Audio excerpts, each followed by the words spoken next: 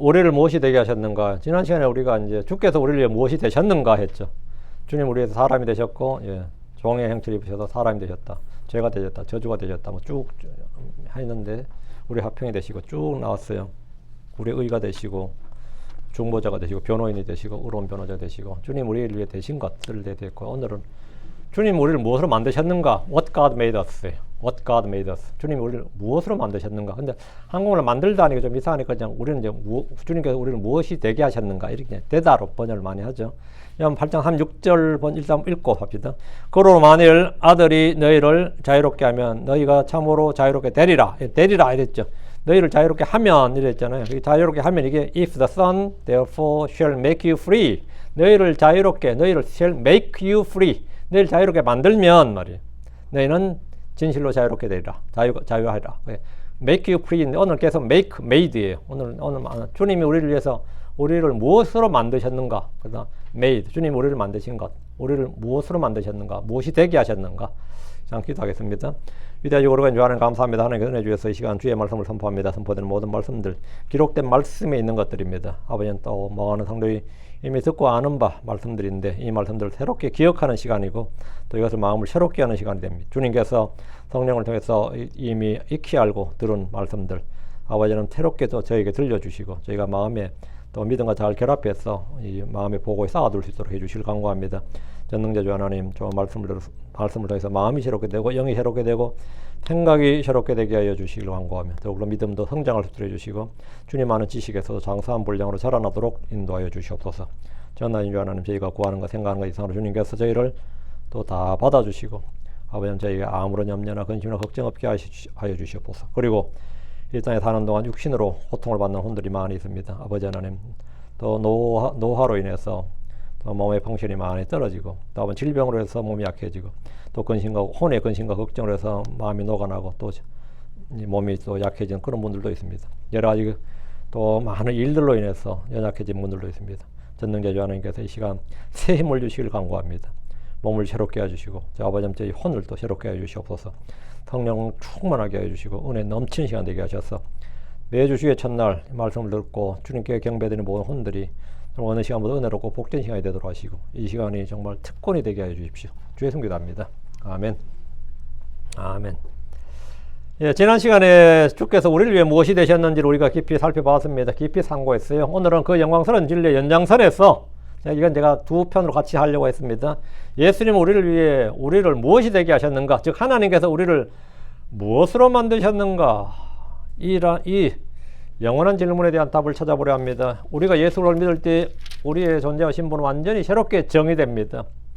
우리란 그 나란 인간 자체가 새롭게 정의된다.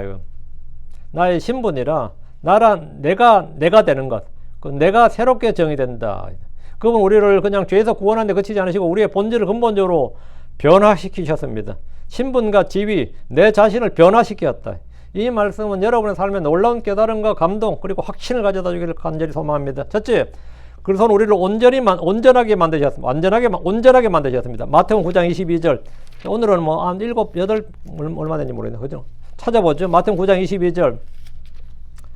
그러나 예수님께서 돌이키셨고 그녀를 보시며 그분께 말씀하셨더라. 따라 안심하라. 내 믿음이 너를 온전하게 하였느니라. 이에 그 여자가 그 시각부터 온전하게 되니라. 여기 보면 내 믿음이 너를 온전하게 하였느니라 이 물 있죠. 이게 전부 다 made예요. 이게 킹념성이 전부 다 made인데 너희를 온전하게 내 믿음이 너를 온전하게 Thy faith has made thee whole. 너를 has made thee whole. 너를 온전하게 만들었느니라. 내 믿음이 너를 온전하게 만든다. 나도 이렇게 좀 만들어졌으면, 내가 이렇게 좀 됐으면 할 때, 뭐가 나를 이렇게 만드느냐? 뭐가 뭐를 만드냐? 믿음이 나를 뭐로 만들어요? 믿음이 나를 뭔가로 만든다고. 온전하게 만들든지, 완전하게 만들든지, 거룩하게 만들든지, 의롭게 만들든지, Thy faith made me whole. holy. 뭐든지. 뒤에 뭐든지, 응? 내 믿음이 너를 만든다고요. 완전하게 만든다. 내 믿음이 너를 온전하게 하였느니라. 이제 가장 지극하면 내 믿음이 너를 온전하게 만들었느니라. 이제 한국말로 그게 좀 어색하니까 내 믿음이 너를 온전하게 하였느니라 했는데, 그 여자 그 시각부터 온전하게 되니라. 온전하게 되니라. 우리가 태어날 때부터 안고 있는 가장 깊은 문제는 바로 불완전함입니다. 우리는 다 불완전하죠. 완전한 사람이 누가 있습니까? 다 불완전하지. 응? 아담과 하와의 타락 이후에 인류는 죄와 불법으로 인해 영이 상하고 마음이 병들었습니다. 우리의 생각과 상상하는 것은 어려서부터 악하고 어리석고, 어려서부터 악해. 어려서부터 어리석고, 우리의 몸은 질병과 노화로 약해져서 결국 죽음에 이르는 운명을 벗어날 수 없게 되었습니다. 이러한 상태에서 우리는 스스로 우리는 우리를 온전하게 만들 수가 없습니다. 우리는 우리를 완전하게 만들 수가 없다고. 우리는 치유가 필요하고 완전한 회복이 절실합니다. 이러한 인간의 절망적인 상황 속에서 주 예수 그리스도께서는 온전하게 하시는 분으로 우리에게 오셨습니다. 복음서에 기록된 12년 동안이나 혈루증을 앓던 여인의 이야기는 이 진리를 가장 강력하게 보여줍니다. 이 여인은 오랜 기간 동안 육체적인 고통뿐만 아니라 사회적, 영적인 고통까지 감당해야 됐습니다. 경제적 어려움은 말도 못합니다. 10년 이상 병을 앓으면요, 웬만하면 재벌 정도 아니면 다 파산합니다. 이 여인은 오랜 시간 동안 육체적 고통만 겪은 게 아닙니다. 또 혈루증은 말이죠, 피에 대한 병이에요. Issues of blood예요. 유대에서 피는 뭐죠? 피가 난데 이건 불결이야. unclean이라고. 그러니까 이건 뭐 접촉 불가라고. 그 사회적으로 문제가 되죠. 그럼 일도 못하는 겁니다. 얼마나 힘들어. 율법에 따라 그녀는 부정하게 여겨졌고, 사람들과는 물론이고 가족과도 접촉이 금지됩니다. 그녀는 외롭고 소외되었고 절망의 늪에서 허우적대고 있었습니다. 이걸 누가 고칩니까? 그녀는 수많은 의사들을 찾아다니며 자신의 재산을 모두 다 허비했지만 파산이죠. 이러면 나아지기는커녕 오히려 더 심한 고통을 겪었습니다. 그러나 그녀는 포기하지 않았습니다. 그녀의 마음에 마지막 희망의 빛을 비춘 것은 나사렛 예수 그리스도 다윗의 아들이다. 나사렛 예수 그리스도 다윗의 아들이라는 소문인지 소식인지 뭐 정본제든 들었어. 예수님에 대해서 들었고 예수님을 들었다고. 예수님에 들었습니다. 그녀는 주님의 뒤로 와서 그분의 옷자락을 만지기 위해 필사적으로 사람들을 헤쳐나갔습니다. 왜? 사람들이 몰려드니까 자기가 이 issues of blood, 이 혈루증이 있으니까 피해가는 질병이기 때문에 말을 못하는 겁니다. 접촉이 안 되는 거예요. 그러니까 그냥 숨기고 그냥 가는 거죠. 숨기고 그냥 숨기고 나한테 말 못하고 숨기고 가서 필사적으로 가서 예수님의 옷자락을 만진 거예요. 그녀의 마음에 울려 퍼지던 유일한 믿음의 외침 바로 이것이었습니다. 만일 내가 그분의 옷에 닿기만 하면 내가 온전하게 되라. 옷에 닿기만, touch him. 그분의 옷에 닿기만 하면, 터치만 하면 내가 온전하게 되리라. 그녀의 믿음은 단순하면서도 강력했습니다. 그녀는 예수님의 능력에 대한 확신을 가지고 있었고 그 믿음의 통로를 통해 주님의 능력이 그녀에게 흘러들어왔습니다. 예수님은 그녀의 믿음을 보셨고 그녀의 행동 이면에 있는 간절함을 아셨습니다. 그분은 그녀를 향해 돌아서서 따라 안심하라. 내 믿음이 너를 온전하게 하였느니라. 내 믿음이 너를 온전하게 하였느니라. 건강하게 하였느니라. 잘되게 하였느니라. 뭐든지 들어옵니다. 내 믿음이 너를 건강하게 하였느니라. 온전하게 하였느니라. 너를 의롭게 하였느니라. 너를 구원하였느니라. 너를 거룩하게 하였느니라. 너를 강하게 하였느니라. 내 믿음이 너를 뭐하게 하였느니라. 이게 다 됩니다. 믿음은 다 되는 거예요. 놀랍게도 그 순간 그녀는 즉시 온전하게 되었습니다. 그녀의 육체적 질병뿐만 아니라 그녀를 짓누르던 모든 사회적 영적 절망으로서도 온전하게 해방된 겁니다. 이 여인의 이야기는 우리 모두의 이야기입니다. 우리는 각자 저마다 혈루증을 앓고 살고 있습니다. 어떤 이는 죄의 습관이라는 혈루증이 있고, 어떤 이는 마음의 상처와 정신적인 고통이라는 혈루증이 있고, 어떤 사람은 열등감이라는 혈루증이 있고, 여기서 상처받지, 내 상처가 너무나 컸어. 트라우마가 있어요. 뭐가 있어요. 별의별 사람들이 다 우리는 이름은 혈루증이 아닐지 몰라도 육체의 연약함과 질병, 마음의 상처, 내가 이루지 못한 것에 대한 그 어떤 절망감, 지나간 옛날에 그때 했어야 되는 걸 못해서 그 인생에 지금 느끼는 그 회한, 다 가지고 있습니다. 그러나 그래서 예수 안에서 우리는 온전하게 될 수 있습니다. 예수 안에서 온전하게 될 수 있다고요. 온전하게 될 수 있다. 이거 엄청난 말입니다. Thy faith made me whole. Thy faith made thee whole. 네 믿음이 너를 whole, made thee whole. 야, 여러분 전부 다 이제 whole food가 돼야 돼. whole, 온전하게 돼야 된다. 온전하게. 영과 혼과 몸이 다 whole이요. 건강하게 온전하게 돼야 됩니다. 믿음은 믿음의 창시자이신 또 믿음의 완성자이신 예수의 능력과 생명이 우리 안으로 흘러들어오는 유일한 통로입니다. 우리는 믿음으로 죄의 사면을 받고 믿음으로 의롭게 되면 믿음으로 걷고 믿음으로 서고 믿음으로 싸우고 믿음으로 가고 믿음으로 주를 기쁘시게 합니다. 성경은 죄와 질병으로 약해지고 죽게 된 우리를 완전케 하신 분이 그래서 예수님이심을 분명히 말합니다. 베드로전서 2장 4절에 그분께서 친히 나무에 달려 자기 자신의 몸으로 우리의 죄들을 짊어지셨으니 이것은 우리가 죄들에 대하여 죽음으로 살아서 의에 이르게 하려 하심이라. 그분께서 채찍들의 맞음으로 너희가 치유를 받았도다. 이 말씀 믿어야 됩니다. 이거 말씀 믿어야 돼요.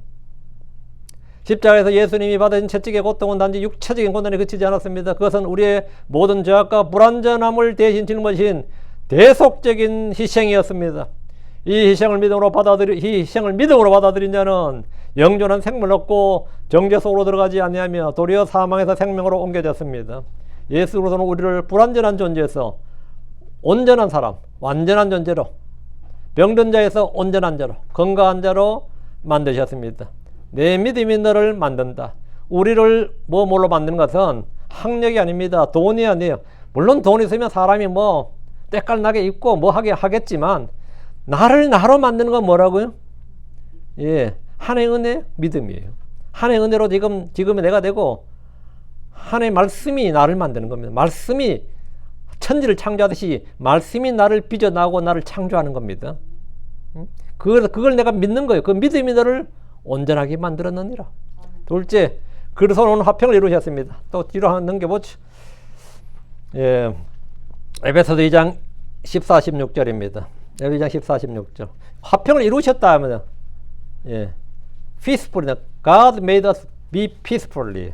하나님께서 우리에게 화평을 이루셨다, 만드셨다고. 이는 그분께서 우리 화평이시기 때문이라.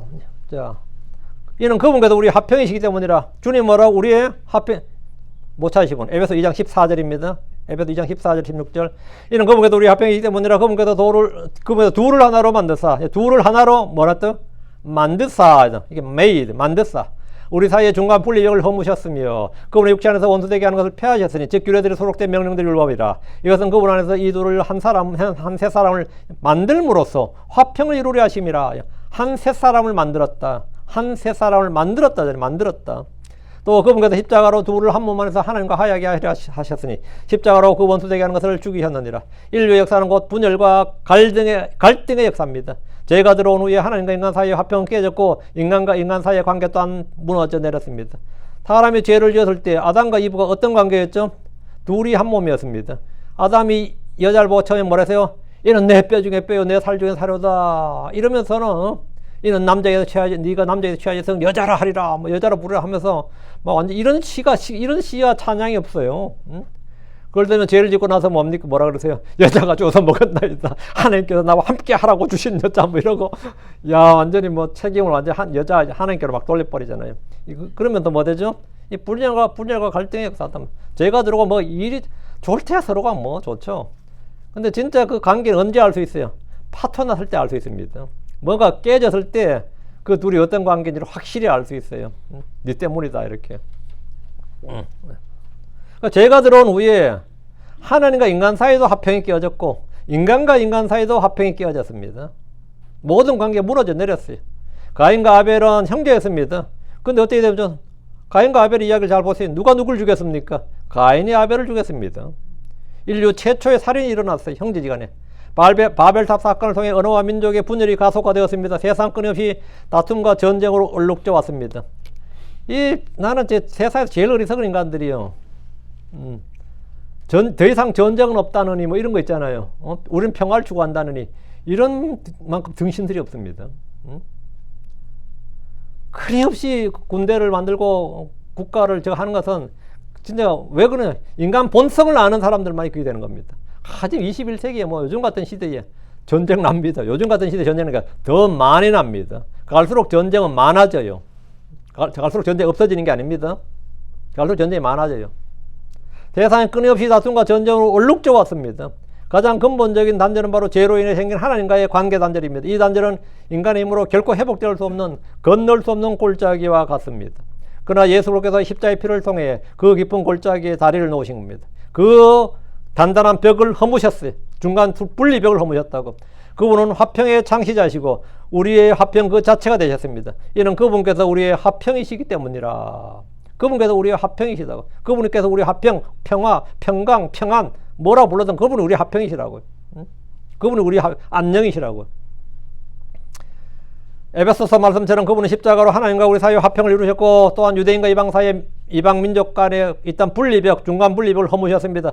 그분 안에 더 이상 유대인과 그리스인이었고 할례자나 무할례자가 없고 야만이나 스쿠디아이나 종이나 자유나 남자나 여자 사이에 아무런 차별이 없습니다. 골로새 3장 11절에 오직 그리스도만이 모든 것이요 모든 것 안에 계시느니라. 이것은 모든 인종과 민족과 성별과 신분과 정체성, 경제적 배경을 초월해서 오직 그리스도 안에서 모두가 한 몸을 이룬다는 진리입니다. 그러나 우리가 고백해야 될 아픈 현실이 있습니다. 주님께서 분명히 우리 사이에 화평을 이루셨습니다. 불구하고 그리스도인들이 모인 교회 안에서조차 다툼과 시기와 분노와 갈등과 그리고 분열이 끊이질 않습니다. 교회 내에서 분열이 끊이질 않아요. 그리스도 안에서 한 가정을 이룬 부부들조차도 서로 다투고 싸우고 원수처럼 지내는 경우가 허다합니다. 크리스천들이 넌 크리스천보다 이혼율이 더 높습니다. 크리스천들이 이혼율이 더 높아요. 넌 크리스천보다. 한국 같은 경우 그래요. 왜 이런 비극이 발생하는 걸까? 왜 이런 비극이 발생합니까? 야고보서 말씀은 그 이유를 정확하게 짚어줍니다. 야고보서 4장 1절 너희 가운데 전쟁들과 싸움들이 어디로부터 나느냐? 그것들은 여기에서 곧 너희의 지체들 속에서 전쟁하는 너희의 정욕들로부터 온 것이 아니냐? 전쟁은 다툼은 어디서 온다고요? 너희 마음속에서 너희 지체들 속에서 온다고요. 너희 지체들 속에서 전쟁하는 너희 정욕들. 모든 불화와 분쟁은 외부에서 오는 것이 아니라 우리 내면에 우리 마음속에 평안이 없기 때문입니다. 내 안에 평화가 없다고. 내 안에 평화가 없다는 말은 내 안에 예수가 없다는 겁니다. 왜? 예수가 뭐다? 우리의 화평이라면서요. 내 안에 화평이 없다. 내 안에 평안이 없다는 것은 내 안에 예수가 없다는 거예요. 내 안에 생명이 없다는 것은 생명의 주이신 예수가 없다는 겁니다. 아들이 있는 자는 생명이 있고 아들이 없는 자는 생명이 없는 겁니다. 생명이 없다는 것은 아들이 없다는 뜻이고 화평이 없다는 것은 화평의 통치자, 화평의 주가 없다는 뜻이에요. 믿음이 없다는 것은 믿음의 주가 없다는 거고 심각한 겁니다. 우리 속에 끊임없이 싸우는 정욕과 욕심, 교만과 이기심이 바로 밖으로 표출되는 것, 그게 전쟁입니다. 그게 싸움이에요. 다툼이고 진정한 화평은 먼저 우리 속에 우리 속 사람의 평화로부터 화평으로부터 시작됩니다. 예수님께서 십자가의 피로 우리의 모든 죄를 사하셨을 때 그분 우리에게 평안을 주었습니다. 내가 너에게 평안을 주노라. 내가 너에게 평안을 주노라. 이 평안은 세상에 줄 수 있는 것과 비교할 수 없는 크고 확실한 평안입니다.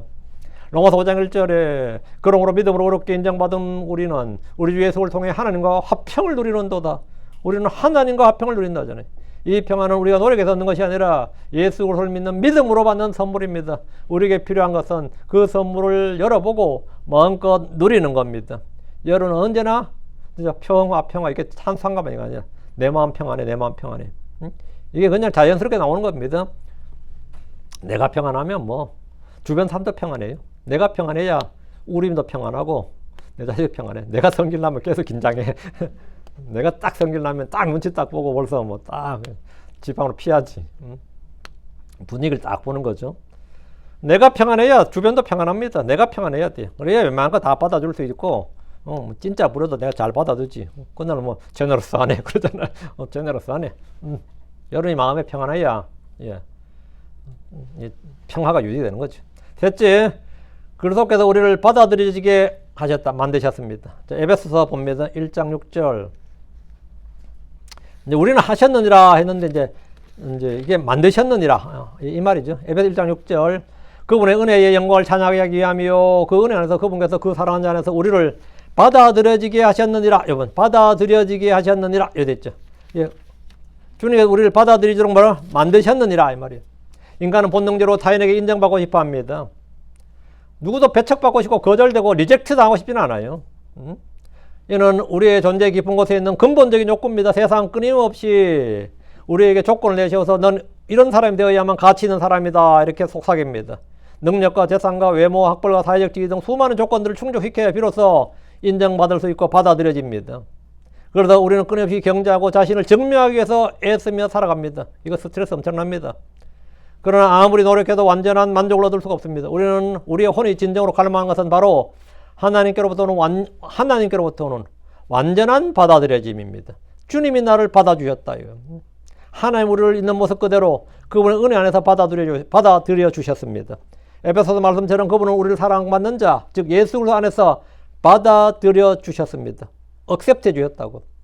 이는 은혜로 의롭다 하심을 받은 신자의 놀라운 지위를 나타냅니다.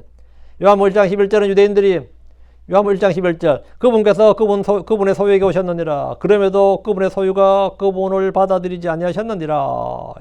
그분의 소유, his own 이렇게 있죠. 우리 성경 전부 다 그분의 백성 이렇게 번역되어 있는데 그 people이 아니고 own입니다. 이제 성경 번역 좀 부주의하게 한 겁니다. 그분께서 그분 소유에게 오셨느니라. 그분의 소유에게 오셨다고. 그분의 소유가 그분을 받아들이지 아니하셨느니라. 그들은 민족적 특권과 율법의 전통에 갇혀서 자신들 구원하러 오신 예수를 거부했습니다. 그러나 12절은 놀라운 반전을 선포합니다. 그러나 그분을 받아들인 자들 모두에게 곧 그분의 이름을 믿는 자들에게 하나님의 아들들이 되는 권능을 그분께서 주셨느니라. 우리가 그분을 받아들였다. 우리가 하나님 예수를 받아들였어요. 복음의 말씀을 받아들여. 우리가 주님의 용서, 죄의 사면을 받아들이는 겁니다. 주님께서 주님의 긍휼과 은혜를 우리가 받아들이는 것, 주님의 사랑을 받아들이는 겁니다. 주님은 주시는 거예요. 성령도 그냥 받아들이는 거죠. 다 받는 겁니다. accept를 해야 된다고. receive하고 accept 하는 겁니다. 예수님을 영접한 자들은 단순히 용서받는 것을 넘어 하나님께 아들들로 받아들여지는 권능을 얻게 됩니다. 하나님 우리를 친구요, 형제로 나아가서 아들이요, 상속자로 받아주셨습니다. 내가 너를 아들로 받아줄게, 이렇게. 우리는 더 이상 외톨이가 아닙니다. 우리는 하나님의 가족의 일원이 되었습니다. 하나님의 가족. 내가 하나님의 가족이 되었다고. 그렇게 받아들였다고. 나는 하나님의 상속자로 받아들였습니다. 이 진리는 우리의 존재의 뿌리를 흔드는 가장 강력한 확신이 됩니다.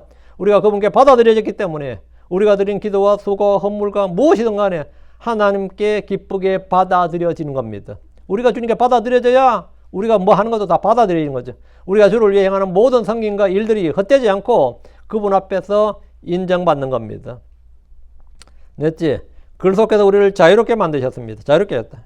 요한복음 8장 36절. 그러므로 아들이 너희를 자유롭게 만들면 너희가 참으로 자유롭게 되리라. 그러므로 아들이 너희를 자유롭게 하면 아닌데 그럼 아들이 너희를 자유롭게 만들면 이렇게 너희가 참으로 자유롭게 되리라. 주님께서 우리를 자유롭게 만들면 우리는 자유롭죠. 죄의 본질은 속박입니다. 죄는 우리를 얽어매고 결국 사망으로 이끄는 사슬과 같습니다. 세상의 모든 사람들은 겉으로는 자유롭게 살아가는 것처럼 보이지만 사실은 죄의 종이요, 정욕의 종이요, 부패의 종이요, 사망의 종으로 살아갑니다.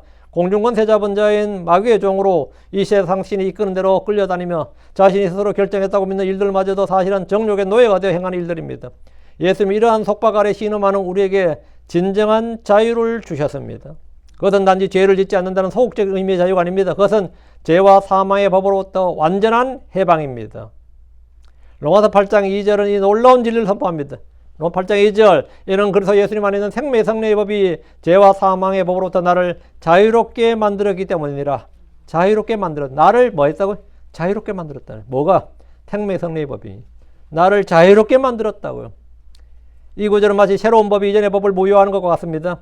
교통법규가 바뀌면 이전의 법규는 더 이상 효력이 없는 것처럼 생명의 성령의 법이 우리를 죄의 속박으로부터 죄와 사망의 법으로부터 해방시켰습니다. 예수님께서 가다라 지방에 마귀 들린 사람들을 만나셨을 때 이 자유를 실제로 보여주셨습니다. 그 사람은 아무리 쇠사슬과 고랑고로 쇠사슬로 묶어둬도 그 모든 것을 끊어버렸습니다. 쇠사슬 결박으로 막 묶어둬도 강력한 마귀의 힘에 사로잡혀 있었습니다. 디먼 포제스였어요. 그러나 예수님께서 단 한마디 말씀하시자 모든 마귀들이 떠나가고 그는 제 정신을 차리고 예수님의 발 앞에 앉게 되었습니다. 쇠사슬로도 묶을 수 없었던 그를 예수님은 말씀 한마디로 완전히 자유롭게 만드셨습니다. 갈라디아서 5장 1절은 이 자유에 굳게 서라고 우리에게 명령합니다. 그러므로 그리스도께서 우리를 자유롭게 만들어주신 그 자유 안에 굳게 서라. 그리고 다시는 속박의 멍에 매이지 말라. 그리스도께서 우리를 자유롭게 만들어주신 그 자유. 우리를 자유롭게 만들어주었다고. 주님께서 우리를 자유롭게 만들어주었다고. 다시는 속박의 멍에 매이지 말라. 이는 우리가 받은 자유를 가볍게 여기지 말고 그 자유를 다시금 빼앗기지 않도록 영적으로 깨어있어야 한다는 경고입니다. 주의 말씀은 곧 자유의 법이고 주의 영이 있는 곳에 참된 자유가 있습니다. 예수를 믿는 자들에게는 혼의 자유, 영적 해방과 자유가 주어졌습니다. 이제 우리는 더 이상 죄의 종이 아니라 의의 종이 되었습니다. 다섯째, 주님 우리를 무엇으로 만드셨나? 우리를 안식하게 만드셨습니다. 우리를 안식하게 만드셨다. 안식을 주시고 안식하도록 쉼을 주셨다. 마태복음 11장 28절 내게로 오라 수고하고 무거운 짐이 지어진 너희 모든 자들이여 그리하면 내가 너희에게 안식을 주리라. 인간의 삶은 쉼없는 수고와 무거운 짐으로 가득 차 있습니다. 죄의 짐이 있고 율법의 짐이 있고 세상의 염려 걱정이 있고 심지어 점점 나이가 들면 말이죠. 내 몸이 내 짐입니다. 내 육신이 내 혼의 짐입니다. 내 혼의 짐이에요. 얘는 걷는 것도 힘들고 먹는 것도 힘들어요. 먹는 것도 힘들어요. 옷을 입으면 옷이 무겁습니다.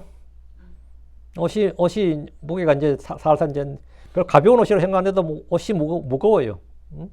근데 이 몸 자체가 무겁구나. 몸을 끌고 다니는 게 무겁구나. 알게 됩니다. 정말 우리는 뭐 무거운 짐이 지워졌다. 내 혼이 무거운 짐이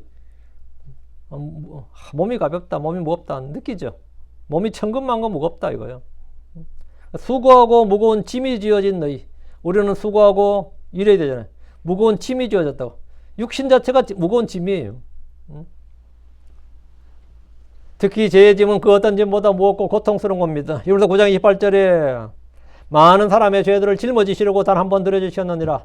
주 예수님은 많은 사람의 죄들을 짊어지셨다. 주님께서 우리의 죄들을 짊어지셨다. 담당하셨다. 감당하셨다. 하여튼 베어죠. 짊어지셨다고. 베드로전서 2장 24절에는 더 구체적으로 나옵니다. 그분께서 친히 나무에 달려 자기 자신의 몸으로 우리의 죄들을 짊어지셨으니 주님께서 우리의 죄들을 짊어지셨으니 주님께서 우리의 죄들을 짊어지셨으니 주님만이 짊어지실 수 있는 거죠. 이 무거운 짐을 다 짊어지시고 주님께서 자신이 인류의 모든 사람 죄를 짊어진 겁니다. 예수로께서 십자가에서 우리의 모든 죄의 짐을 대신 지셨기 때문에 우리는 더 이상 죄의 짐에 얽매일 필요가 없게 되었습니다. 이러한 안식은 노력으로 얻어지는 것이 아니라 온전한 신뢰로 얻어지는 겁니다. 안식은 행위로 노력으로 얻어지는 게 아닙니다. 신뢰로 얻어지는 겁니다. 신뢰함으로 안식하는 겁니다. 히브리서 4장 5절 6절 만약 그들이 내 안식 속으로 들어오려면 믿어야 하리라. 안식 속으로 들어가려면 뭐 해야 된다고요? 믿어야 하느니라. 여러분이 혼의 안식을 취하고 싶다면 진정한 평안과 안식을 누리고 싶다면 뭘 해야 되는 거 아닙니다. 신뢰해야 됩니다. 믿어야 된다고. 안식에 들어가지 못하는 가장 큰 이유는 바로 불신 때문입니다. 주는 우리에게 안식을 주셨는데 우리가 그 안식을 온전히 누리지 못하는 것은 주님의 말씀, 그분의 약속을 온전히 신뢰하지 못하기 때문입니다. 이제 걱정 안 해도 된다고. 됐다고. 응? 됐다고. 예수로께서 십자가에서 우리의 모든 죄를 담당하셨다. 주님을 신뢰하는 것. 걱정되는데, 염려되는데, 사람인데 내가 생각을 안 할 수가 있냐. 우리가 be careful for, 뭐니까죠. take no thought of. 우리가 염려하지 말라 번역된 거 있잖아. take no thought. 이게 뭐예요? 생각을 아예 하지 말라잖아요. 생각을 하지 말고. 걱정을 하지 말라고요. 한마디로 신경 꺼, 이거예요. 신경 꺼. 신경 끄는 게 뭐죠? 안식이야. 여러분, 안식이 별거 아니에요. 신경을 끄라고, 신경 끊으라고. 그거 되겠냐? 신경 꺼. 신경 꺼라고. 그 신뢰가 안식입니다. 주님 우리에게 안식을 주셨는데 왜 안식을 못 누리냐고. 신뢰하지 않기 때문입니다. 예수님께서 바쁜 행위보다 그분 안에서 쉬는 안식을 더 중요하게 여겼습니다. 우리는 수고하고 무거운 짐을 지고 있더라도 예수님께 나아가기만 하면 됩니다. 내가 수고하고 무거운 짐을 진 게 아니라 짐이 뭐 지어진 건데 내가 짐을 졌나? 사실 나한테 막 짐이 지어진 거지. 가장의 책임이란 건 내가 지고 싶어지는 거예요. 짐이 지어진 거지. 내가 부모가 되다 보니까 책임이 지어졌잖아요. 자식이 되다 보면 짐이 지어졌다. 짐이 지어진 사람들은 어떻게 하라고? 주님께 나가라고. 주님께. 안식에 주께 나가라고. 그분이 우리의 짐을 덜어주시고 우리의 영혼에 참된 안식을 주실 겁니다. 예언자 이사야는 이스라엘 백성에게 이렇게 외쳤습니다. 이사야 3장 15절 참 제가 좋아했던 구절에 너희가 돌이키고 안식하여 구원을 얻을 것이요 조용함과 신뢰함이 너희의 힘이 되리라 하였거늘 그러면서 너희가 원하지 아니하였도다. 돌이키고 안식하여 구원 얻고. 그러니까 아무것도 하지 말고 제발 좀 하나님 신뢰하고 그냥 가만히 있으면 된다고. 그럼 구원 받는다고. 조용함과 신뢰함이 너희의 힘이 되리라. 근데 이스라엘은 원치 않고 내가 부지런히 이집트도 가고 어디도 가고 외교를 맺고 뭘 하고 별짓을 다 하잖아. 그러다 망해버렸다고. 그 짓 하지 말고 그냥 조용히 주를 바라고 신뢰하면 된다고. 그럼 구원받고 그러면 바빌론에서 구원받고 바빌론이 아무리 막강한 군대라도 바빌론으로부터 구원받고 내가 걱정하는 모든 것에서 구원받고 그냥 안식하라고. 근데 너희가 원하지 않았다. 주님께서 우리를 안식하게 만드셨는데 이제 우리의 역할은 그 안식을 온전히 신뢰하고 누리는 겁니다. 주님 우리를 안식하게 만드셨습니다. 자, 여덟째, 주께서 우리를 형통하게 만드셨습니다. 형통하게 만들었다. prosper, 이거는 prosperous 하면 이게 형통하게, 번성하게, 풍성하게 만들어졌다 이거죠. 역대기야 26장 5절. 그리고 스가랴의 날들이 하나님을 구하였으니 이는 하나님의 현시들에 관해 명철을 가진 자였더라.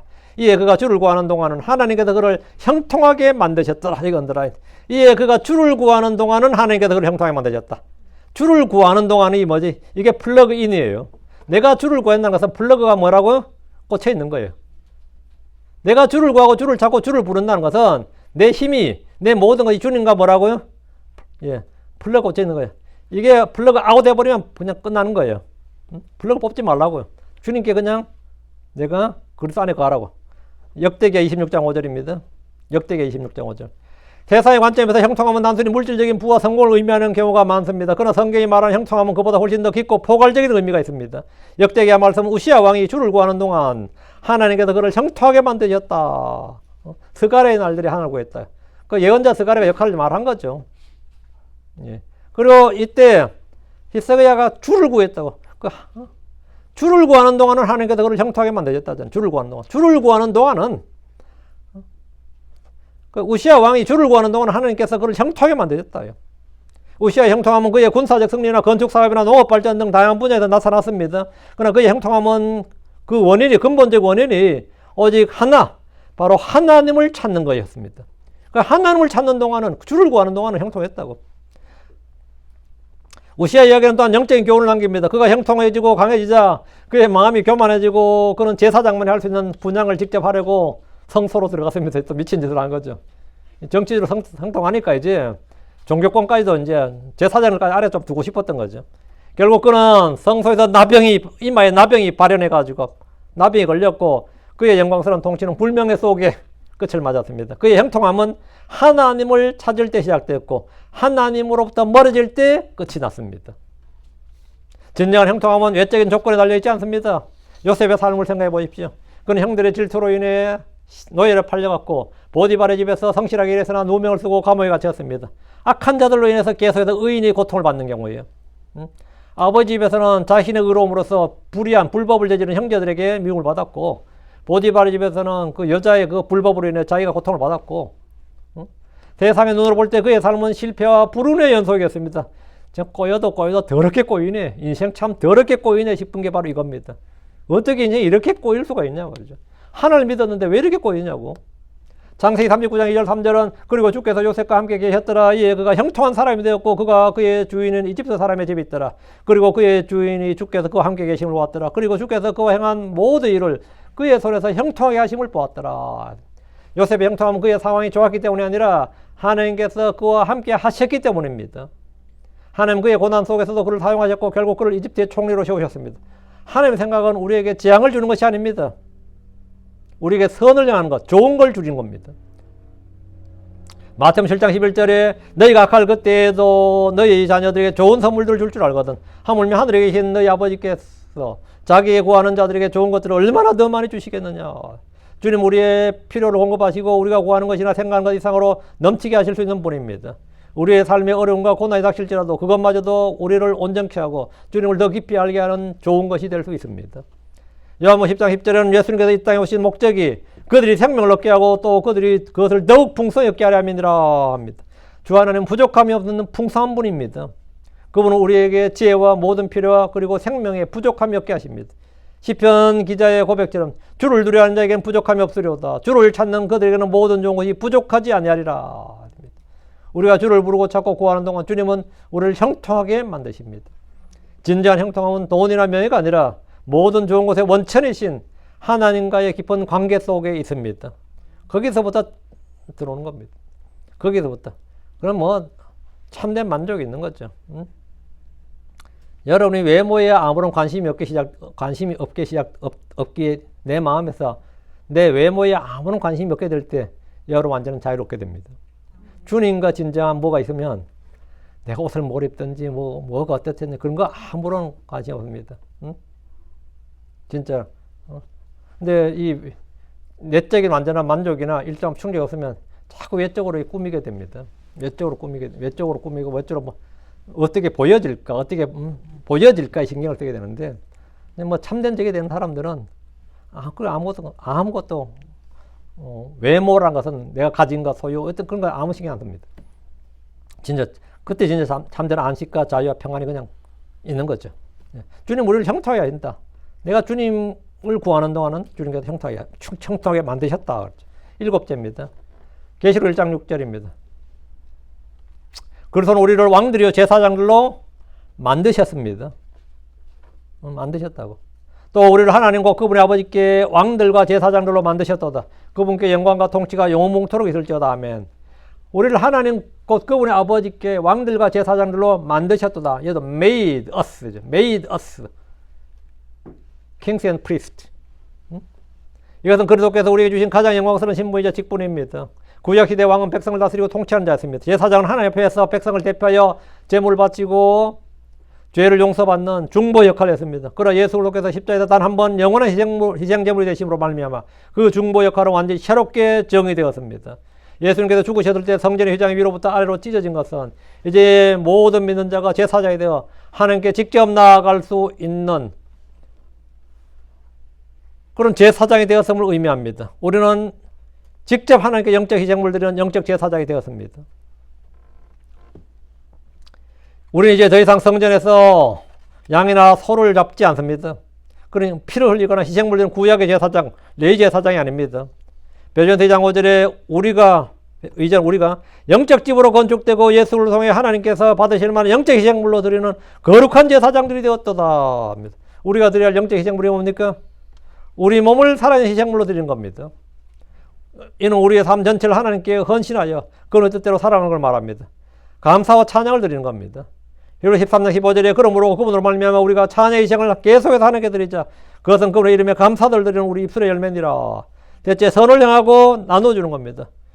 오직 선을 향하고 오는 것과 나눠주는 걸 잊지 말라. 이는 하나님께서 그러한 희생을 매우 기뻐하기 때문이라. 그러한 희생, 선을 향하고 나눠주는 것. 이게 다 영적 희생물이라고요. 감사와 찬양도 희생이고 기도는 영적 향이고요. 우리 기도 또는 주님 앞에 드리는 거 향기로 향입니다. 이런 것들을 드리는 영적 제사장이 되었다고. 우리는 왕가의 제사장입니다. 이거 우리가 제사장이자 왕의 신분을 동시에 지냈다는 의미입니다. 신정일치죠. 신정일치는 왕의 제사장입니다. 우리 이 땅에서 섬기는 종들로 살지만 장차 주님 오시면 그분과 함께 땅 위에서 왕들로서 통치하게 될 겁니다. 다니엘은 이방 왕국인 바벨론의 포로였지만 그는 하나님께서 주신 지혜와 영적 권위로 왕들에게 조언하고 꿈을 해석하며 왕으로서의 왕의 그 대리지, 다윗의 지위가, 다니엘의 지위가 그런 영향력을 행사했습니다. 왕의 총리로서 영향력을 행사했습니다. 에스더 또한 유대인이라는 숨겨진 신분으로 왕비가 되어 민족을 구원하는 영적인 권위를 행사했습니다. 실제로 오늘날 우리는 그리스도의 보혈로 이 모든 영광스러운 직분을 부여받았습니다. 8제입니다. 그리스도께서 우리를 만드셨다 했지. 뭘? 의롭게 만드셨습니다. 고린도서 5장 21절 이는 하나님께서 그건 우리를 위하여 죄가 되게 하셨으니 죄가 되게 하셨으니 이분 전부 다 메이드예요. 그럼 우리를 위하여 죄가 되게 하시니 made him sin for us죠. 우리를 위해 죄가 되게 하셨으니 그분은 죄를 알지 못하시느니라. 이것은 우리가 그분 안에서 하나님의 의가 되게 하려 하심이니라. 하나님께서 예수 그리스도를 우리를 위해 죄가 되게 하셨고 다음 우리는 뭐라고? 하나님 앞에 의가 되게 하셨다. 만드셨다고. 의가 되게 하셨다. 의가 되게 하십니다. 의롭게 된다는 것은 우리의 행위나 노력으로 얻는 것이 아닙니다. 그것은 하나님의 선물이며 법적인 선언입니다. 마치 죄수에게 무죄 판결을 내린 것과 같습니다. 우리는 죄인이었지만 하나님께서는 죄 없으신 예수님을 우리의 죄를 대신 짊어지게 하셨습니다. 그리고 예수를 믿는 우리에게는 예수님의 완전한 의를 전가시키셨습니다. 이로써 우리는 하나님 앞에서 죄가 없는 자로 인정받게 되었습니다. 이것이 바로 justification, 칭의라고 합니다. 칭의. 죄 없는 자, 의롭게 인정받았다고. 성경은 칭의의 가장 위대한 예로 아브라함을 제시합니다. 창세기 15장 6절에 그리고 아브라함이 주를 믿었더라. 이에 그분께서 그것을 그에게 의로 여기셨더라. 아브라함은 아무것도 행하지 않고 율법 행위가 없었어요. 그때 율법이 없었어요. 율법 행위가 없이 말이죠. 오직 하나님의 약속을 믿었을 뿐인데 하나님께서는 그의 믿음을 모시고 그를 의롭다 선언하셨습니다. 마찬가지로 우리는 그리스도의 의를 힘입어 하나님 앞에서 의로운 자로 서게 되었습니다. 그리스도의 피로 우리는 성령으로 그리고 오직 은혜로 의롭게 되었다. 로마서 8장 3절에 누가 어떤 일로 하나님께서 선택하신 자를 고소하려 의롭다 인정하시는 분은 하나님이시니라. 의롭다 인정하시는 분은 하나님이시니라. 이 말씀 우리에게 가장 강력한 확신과 방패가 됩니다. 하나님께서 친히 나를 의롭다 선포하셨는데 누가 감히 나를 고소하고 정죄할 수 있습니까? 대법원 판결로 무죄가 선언됐는데 누가 나한테 정죄해? 야, 내가 대법원 확정 판결 받았어. 그럼 끝이야. 내가 죄가 있어. 사면을 받았어. 대통령 사면 받았어. 그럼 끝이에요. 응? 사면 받았다고. 그걸로는 더 이상 시비 못 건단 말이죠. 하나님께서 나를 무죄, 죄가 없다 뿐만 아니라 의롭다고 선포하셨다. 의롭다는데 뭐. 응? 비록 마귀가 끊임없이 우리를 고소할지라도, 그리고 때로는 우리 마음과 양심이 우리를 정죄할지라도 우리는 이 말씀을 붙잡고 굳건히 설 수 있습니다. 하나님께서 나를 의롭다 인정하셨다. 하나님께서 나를 의롭게 만드셨다. 우리의 마음이 우리를 정죄할 때 요한일서 1장 9절의 약속을 기억하고 우리의 죄를 자백하십시오. 우리의 죄를 자백하면 됩니다. 요한일서 1장 9절, 만일 우리가 우리의 죄를 자백하면 그분께서는 신실하시고 의로우사 우리의 죄들을, 우리와 우리의 죄를 용서하시며, 여보, 우리와 우리의 죄를 용서하신다. 우리를 용서하시고 우리의 죄를 용서하신다 이 말이에요. 그분께서는 신실하시고 의로우사 우리와 우리의 죄들을 용서하시고 또 모든 불에서 우리를 깨끗하게 하시느니라. 아멘. 예. 9점. 예수님은 우리를 새로운 창조물, 새 사람으로 만드셨습니다. 하나님께서 나를 뭐더라? 새 사람으로 만드셨다고. 새로운 창조물, 새 사람으로 만드셨다고. New creature and new man. 주님께서는 이 새 사람으로 만드셨다고. 나도 새 사람 되고 싶은데 나도 그렇게 좀 개조가 되고 싶다 생각할 수 있죠. 어떻게 하면 되냐고. 나도 좀 변화되고 싶다고. 일을 독하게 일을 뭐 깨문다고 되는 게 아니고, 자, 어떻게 되느냐. 고린도서 5장 17절. 그런즉 만일 누구지 그리스도 안에 있으면 그는 새로운 창조물이라 옛 것들은 지나갔으니 보라 모든 것이 새롭게 되었도다. 뭐 하면 된다고요? 그리스도 안에 있으면 돼요. 그리스도 안에 있으면 돼요. 하나님께서 천지를 창조하실 때 그런 말씀으로 무에서 유를 창조하셨습니다. 빛이 있으라 말씀하자 빛이 생기고 공창이 있으라 말씀하자 하늘이 생겼습니다. 이와 마찬가지로 예수 그리스도를 믿을 때 우리는 영적으로 새로운 창조물이 됩니다. 그런 새로운 창조물, 새로운 사람이 된다고요. 이것은 단순히 우리 인격이나 가치관이 변화되는 정도가 아니라 우리의 본질 자체가 완전히 새롭게 창조되는 걸 말합니다. 옛사람의 죄악된 본성은 지나가고 하나님의 형상을 따라 의와 참된 거룩함으로 창조된 새 사람을 입게 되는 겁니다. 사울이라는 한 남자의 삶은 이 진리를 가장 극명하게 보여주는 예입니다. 그는 그리스도인들을 핍박하고 죽이는 데 앞장섰던 광신적인 유대교 바리새인이었습니다. 그의 마음은 정오와 활기로 가득 차 있었습니다. 그러나 다메섹 도상에서 부활하신 예수님을 만나는 순간 그의 삶은 완전히 뒤바뀌었습니다. 그의 삶이 바뀐 정도가 아니라 그 사람이 뒤바뀐 거예요. 그 사람이 바뀌니까 그 사람 삶도 바뀌는 거죠. 응? 그는 더 이상 예수님을 핍박하는 사울이 아니라 바울을 전하는, 복음을 전하는 사도 바울이 되었습니다. 그러다 이 사울은 말이 더 이상 예수님을 핍박하는 사울이 아니라 복음을 전하는 사도 바울이 되었습니다. 그는 완전히 다른 존재, 새로운 창조물이 된 겁니다. 이 세 사람은 창조이신 하나님 형상을 따라 지식에서 새로워진 자입니다. 우리가 그리스도를 더 깊이 알수록 우리의 생각과 마음 그리고 삶의 방식은 그분을 닮아가며 새롭게 변화됩니다. 이 새로운 삶은 우리의 힘으로 사는 것이 아니라 우리 안에 내주하시는 성령의 능력으로 가능합니다. 이제 우린 죄의 종이 아니라 의의 도구로 사용되며 죄를 이기는 능력으로 새로운 삶을 살게 됩니다. 자, 이렇게 정리하니까 굉장히 너무 많아져서 마치고요. 결론합니다. 우리는 무엇이 되었는가? 하나님 우리를 무엇으로 만드셨는가요? 오늘 우리 예수님께서 우리를 무엇으로 만드셨는가를 이제 지금 제가 9가지 정도 이야기한 것 같은데, 우리는 더 이상 불완전하고 병든 자가 아니라 그래서 온전해졌죠. 주님 우리를 온전하게 만드셨다. 내 믿음들을 온전하게 만들었느니라. 우리는 더 이상 하나님의 원수된 자가 아니라 화평을 누린 존재. 하나님께서 우리에게 화평을, 우리를 화평하게, 그래서 우리 화평이 되시고 우리를 하나님과 화평하게 만드셨느니라. 평화롭게, 화평하게 만드셨느니라. 화목하게 만드셨느니라. 우리는 더 이상 세상의 조건에 얽매여 인정을 받으려 애쓰는 자가 아니라 하나님께 온전히 받아들여진 자. 우리는 사장 눈에 드는 게 아니에요. 유력한 사람의 눈에 들어지고 받아들여진 게 아니고 만물의 창조주, 만유에 주신 하나님께 뭐라고요? accept 된 존재. 하나님께서 나를 받아주셨다고.